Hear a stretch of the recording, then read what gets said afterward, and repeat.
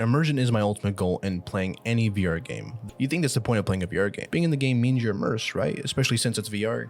Well, not really. Being immersed is feeling as close to the game as possible, feeling like you are the character in the game, feeling the dangers of that world, the struggles of that world, whether you can't bust loads or struggling to grab ammunition. That's what I crave when I think of immersion. And today, I'm going to be giving you my top 6 immersive PC VR games that you must play. This will be in order from 1 being the best and most immersive in my opinion. At number 6, we have Paradox of Hope. This game is a single-player shooter with both survival and horror elements. It will be co-op, if I remember correctly, but that's later on in the future. Anyway, if you like the Metro universe and the Into the Radius mechanics, this game is for you. This game's put shit in my pants so many times and I love it. You are a stalker exploring the metros of a post-apocalyptic Moscow. What makes this game really stand out though is its mechanics. You must acquire different suits, gas mask filters, healing cases, and more to proceed. You can maintain your weapons and ammunition. Each bullet is vital to your survival in the metro. You'll find different mutants in the metro, and what makes it terrifying is that you're in the dark all the time. Until you get a headlamp, of course, or a flashlight attachment. This game is made from one developer, Nick. And honestly, it's astonishing how stunning this game looks and functions. Props to you, Nick. This game has grown on me since it was released and ever since I tried the demo. It is a definite must in my opinion. Tread carefully in the metro. I would hate myself if I didn't put this one on my list. Saints and Sinners is an older game, but it's still a damn great game with Chapter 2 around the corner for PC VR. The formula and survival elements of The Walking Dead are one to adore.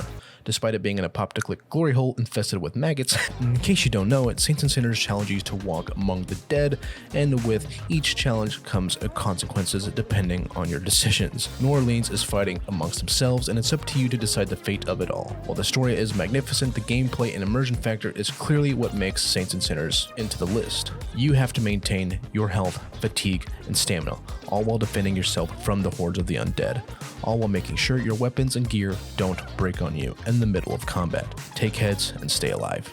Now you'd think I'd put this next one higher on the list, but Skyrim VR takes number 3 on my spot on the most immersive games ever, and there's a reason for this. Despite Skyrim being one of the most popular games ever for me on my channel, and as a whole, the sheer vastness of Skyrim VR is huge, right? However, the vanilla game is utter dog shit.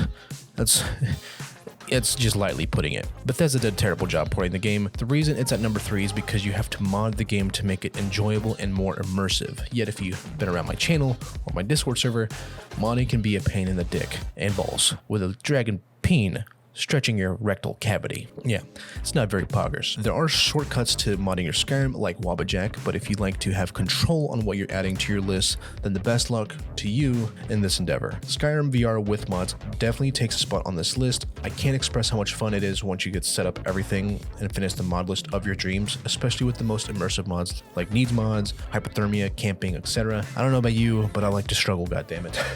Struggle is real and I love it. And speaking of struggling, have you ever wanted to struggle as if your hands were bound by God himself because you have no knowledge on how to take care of yourself because life is easier than Amazon Life Simulator? Then Green Hell VR is for you. Green Hell is by far the most immersive experience for VR, surviving the Amazon forest while maintaining your nutrients, fatigue, and bodily care because of the sheer treacherous bullshit that lies in the Amazon. This game is the most hardcore game to ever exist in VR. You are alone in the jungle with nothing. You have to learn real life techniques and craft weapons like your life depends on it. The sheer detail in this game makes it harsh and hardcore to play, and honestly, I don't think it's for everyone to play. That's why it's at this position, because sometimes this game can be a bit too immersive, but the immersion levels are through the roof with this game with what you can do. If you're a masochist, Green Hell is for you. Now this was a last minute addition to this list, that's why I said top 6. This is number 2 for me now. Ghost of Tabor. It's only an alpha as of this video, but the amount of immersion that's already implemented is actually quite insane. It's actually nuts. It's even better that's in a VR too, in a genre that hasn't been into the VR space yet. Tarkov, basically. Tarkov in VR is a blast. Playing with friends is always a good time, but having to roll out with stealth all the time makes it an even better experience. Like, you legit have those Call of Duty typical moments of Bravo 6 going dark all the time. Staying quiet, keeping an eye on your health, water, hunger, stamina, ammo, and more makes the immersion And that's what makes immersion, along with the fear of losing your gear. There's so much to the game that I can't even say. Like, there is fear around every corner, whether it's from Phoenix or a PMC, but there's also many things to explore within the area, despite only being the missile silo right now. Now, if you like this fear, this adrenaline of fighting for your life in a Tarkov-like state, Ghost of Tabor is definitely for you. However, it is not out yet until March. There will be an open alpha and then a closed beta within the month of March. So keep an eye on their Discord or anywhere else, because this is going to skyrocket and may even beat my number one, which is a little biased, but it's one of my favorite games ever. But the sheer amount of immersion thought out into the Radius is wild. Into the Radius is a single player survival shooter. Now this doesn't say it anywhere but it most definitely has horror elements. Most definitely horror elements is a thing here. You're an explorer within the Batorsk zone and with the most stunning apocalyptic design. You're treading landscapes carefully as anomalies from the Radius cover the world and hold dangers you wouldn't expect. You have to defend yourself with realistic firearms, along with being able to take care of your fatigue, hunger, as well as your weight. You have to be careful with what you take and what you bring home from the Radius. There's strange artifacts, ever-shifting loot, and mysteries throughout this dystopia. The sheer atmosphere and the sound design really sells into the Radius. You really start to feel like you're in a dystopian wasteland from the start, with the remnants of ash and memories from the anomalies really sells the experience. The gameplay makes it one of the more immersive experiences out there. A bonus is that mod support exists.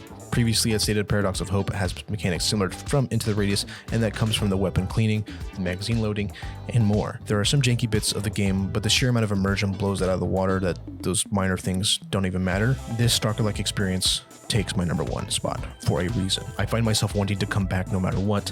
I actually have plans to do an Iron Man run and a modded playthrough of the game. Into the Radius is a 10 out of 10, and you cannot change my mind. It is by far one of the most immersive games ever, and it is my number one. Now, here are a couple honorable mentions that befit the immersion factor yet didn't make the cut, in my honest opinion, because of specific reasons. The first one being The Forest. It is a grand experience, but the replayability isn't so great, and the story is straightforward. This might be because I played it so many times, but it's just not hitting home for me anymore. Maybe Sons of the Forest will change that, and hopefully we'll get a VR port of that. Another major flaw for The Forest in VR is the poor optimization for VR. It runs like a pile of shit laced in horse cum. That's all I can say. It just runs like shit in VR. Lastly, it's Survive.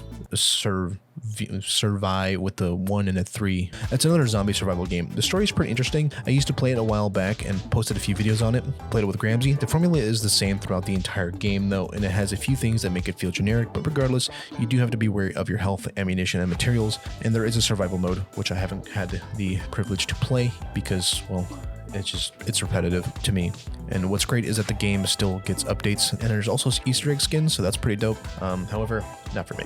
Now, these are all solid games to play, and ones I highly recommend if you are an immersive freak like myself. There are plenty of other games that are immersive and really bring out the nerd in me, but these 6 are the ones I always try to come back to or have completed by getting all the achievements. I hope this can shed some light to new PC VR players. If you want me to give another top 10 or top 5 of a particular game genre in VR that I personally enjoy, let me know in the comments. If you enjoy this shit, hit the like, and if you want more, subscribe, then maybe hit the bell. There's a Discord server if you're interested in chatting. And lastly, keep yourself free. And yeah, why is my hand doing that? I'm sorry. Oh, also, I'm streaming to Twitch now. If you're watching this video, I might be streaming or not, depending on when I post this. But I stream on Twitch now. So if you want to see some streams, go to twitch.tv/SoulBC. That's it. All right. Bye-bye.